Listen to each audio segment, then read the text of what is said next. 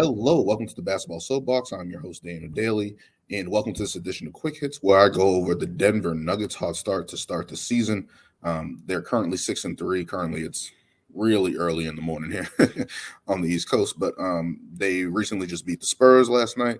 And this team, people have said their schedule is a little weak to start the season, but there's been a big impressive win early in the season that I thought stood out against the Warriors, and also just seeing the balance of this team so far to start the season.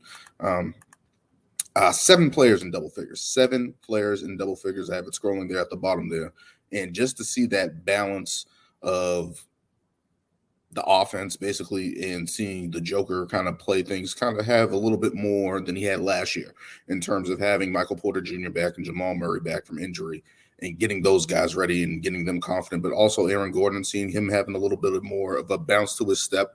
I thought the pass, especially last year in the playoffs, he kind of slipped a little bit in production of what I thought was going to be in Denver. And to see him kind of play with a little bit more bounce, it's not all on him to be that secondary scorer, but he's also third in scoring for this team. Michael Porter Jr. coming back off that back surgery and really having a nice start to the season, being productive behind Joker and with Murray. And Murray coming back, having a crazy dunk. You can look that up against the Thunder, reverse jam between 2 defenders there. So you see this offense for this team picking up and really being the stabilizer for this team. Joker is doing that and playing an amazing season, but you're also getting Bones Hyland. I had him third in my 6-man of the year picks.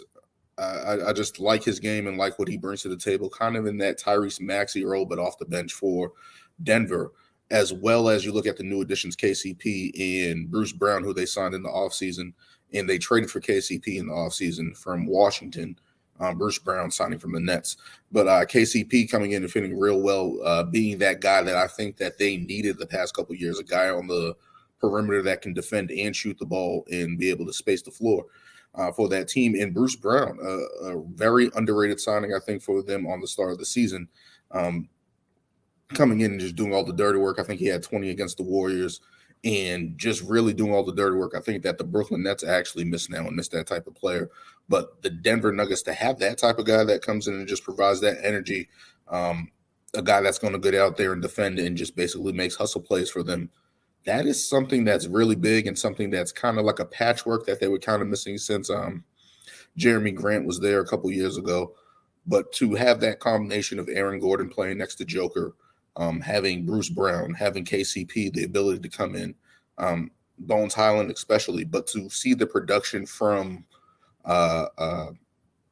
Jamal Murray and Michael Porter Jr., that's very encouraging for this team where last year they really didn't have anything outside of Joker and this developing core around them. To not have not to have Michael Porter Jr. and Murray last year, to now ushering them back in and seeing them come into the fold and really and just hit the ground running on offense, that's definitely going to be the calling card for this Denver Nuggets team. And even production from Jeff Green off the bench, who seems to be an ageless wonder, just being a vital role player in this league. And DeAndre Jordan, now actually having solid minutes, solid touches, and actually not being accused of being washed and all things like that in the past, and especially in Brooklyn where he was basically picked over Jared Allen, which was crazy to me. But in this role in Denver where he can be the backup big and just come in and fill in minutes and be a lob threat, and did what he did in the Clippers on a lower degree, of course. But to see that from him, that's awesome to see. And moving on, the offense so far this year for the Denver Nuggets is really good. They're first in field goal percentage, first in three-point percentage, third in assists, and 8 in points per game. And that's very encouraging for this team that did not have that offense last year. That offensive spark, Joker was really controlling everything out there from an offensive standpoint. But to have the emergence of Bones Hyland coming in, Jamal Murray back, Michael Porter Jr. back, the additions of KCP and Bruce Brown, and all these guys are adding double digits, and they're so efficient offensively. That's very encouraging for this team going forward. Their defense, though, is kind of on the back end, and Mike Malone is a guy that has been a defensive coach in his career. That's his calling card. They're 11th in offense this year, They're 24th in defense. In 2021, they were 11th in offense and 14th in defense. And in 2020, they were 8th in offense and 8th in defense. So to see the drop off there defensively this year, I think that's going to pick up. It's early in the season. Teams are playing fast, playing loose.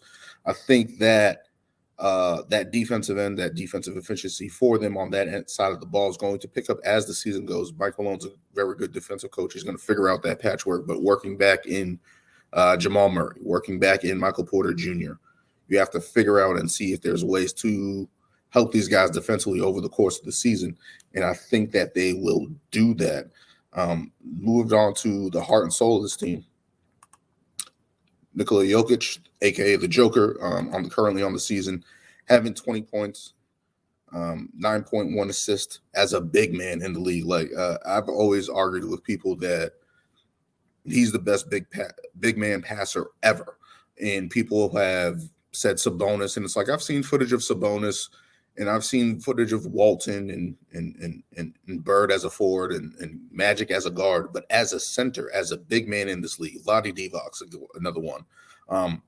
But to have the Joker pass the way he does is phenomenal. And there's two plays I'm going to show you in a minute, but just to see him nearly get 10 assists and to hit guys on the fly, hit guys in cutters and on the three-point line, getting doubled, finding guys, bringing the ball up as a point center in this league today.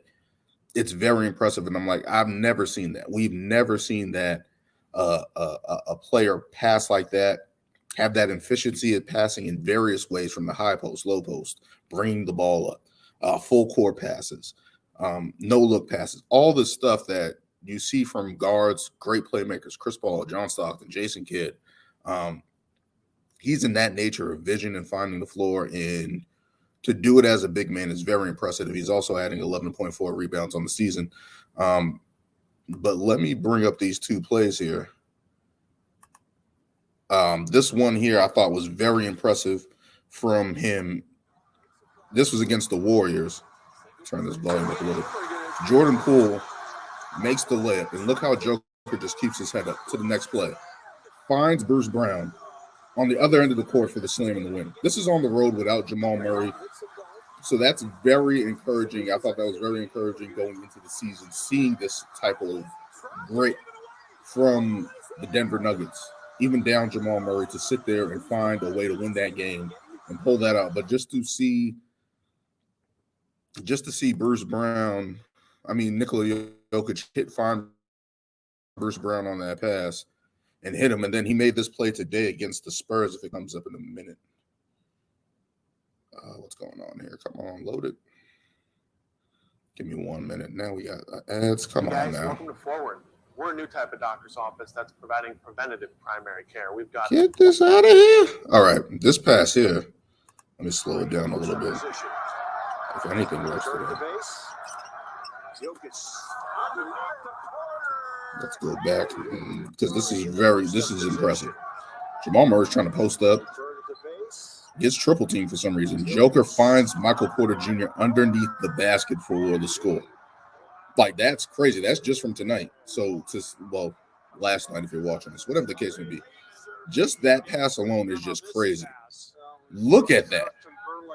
In his height, in his vision at that size, he's able to make any pass in the league. That's just crazy. Like, I love his game. He's fantastic to watch on the basketball court, to see his vision, to see his efficiency, to see how he plays and just keeps it up.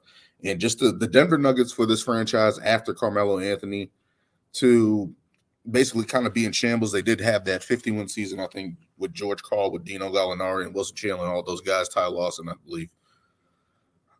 To see them rebound like this and get this guy where they got him, to see this guy win MVP back-to-back, and for Denver to have this type of player in their franchise is very it's just good to see in the league and in basketball, just to see this franchise bounce back from that and to find their footing and find their stabilizer with Joker is very impressive. And he makes everyone feel involved. I was listening to a podcast, I think a couple years ago, Zach Lowe, who I always usually go to, He said after they lost in the playoffs, I believe it was the bubble, that he went up to every player, shook their hand, and said, "Hey, we'll be back. I'll get better. We'll get better." And just to have that leadership in the franchise like that is very encouraging. And to see him stay there, not be a rah-rah guy, but lead by example, with his play style, keeping everybody involved in this quiet leadership, that's very impressive for the Denver Nuggets. And I had the Clippers in the finals to start the season, and we're seeing some glimpses of the Warriors with their slow start, how that looks, and that could just be championship rust. Trying to figure out Clay and Jordan Poole's roles as the season goes on. Of course, the Draymond Green punch and all that, seeing what he's going to bring defensively down the line. They're struggling right now. The Clippers, Kawhi Leonard's injury, I had them going. I thought Kawhi was going to have a bounce back and be the Terminator this season. But it seems like that quad injury, that ACL injury that he had is really hindering him.